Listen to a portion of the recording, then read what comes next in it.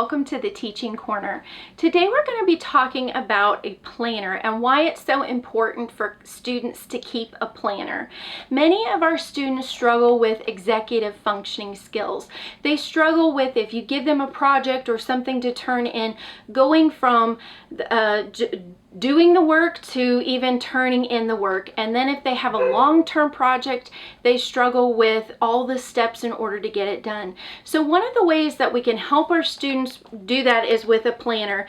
And I like this particular planner because it has the month at the very beginning. And so what's great about this is at the beginning of the month, if a teacher says, okay, we are going to have on Friday the 31st, you have a 3-page paper due. Then what students can do is they can say, okay, I'm gonna every Friday give myself my own due dates so that I make sure that I get this done in time. And maybe the first Friday I'm going to put in here that I need to have all the materials. By this Friday I am going to have read all my materials. This Friday I am going to have written half of it. By this Friday I'm going to have written the second half. And during this week I'm going to just read over it, spell check it, get someone else to check it, and make sure that I have it all to turn in on this Friday. So having a monthly sheet is really great because it can help our students long-term plan. Then it's also really important for our students to have the day-to-day, the weekly planner. The nice thing about this particular planner is it does actually on this page, it labels like reading, language arts, math, science, and social studies. So it puts the things that the common core classes that everybody's going to have, but it leaves a couple of them blank so that they can put in electives or whatever else they may have in the day. And at the bottom it says materials to bring home. So this can help kids to know, okay, I need to bring home this particular notebook or this book or these different kinds of things. So this is really great.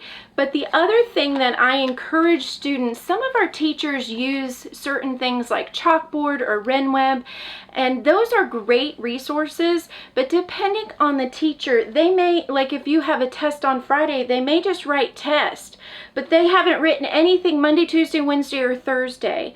So having a planner that your student looks at the beginning of the week and they know they have a test on Friday, then they can say, okay, I'm going to study half the material here, the other half of the material here, and review all of the material on both of these days.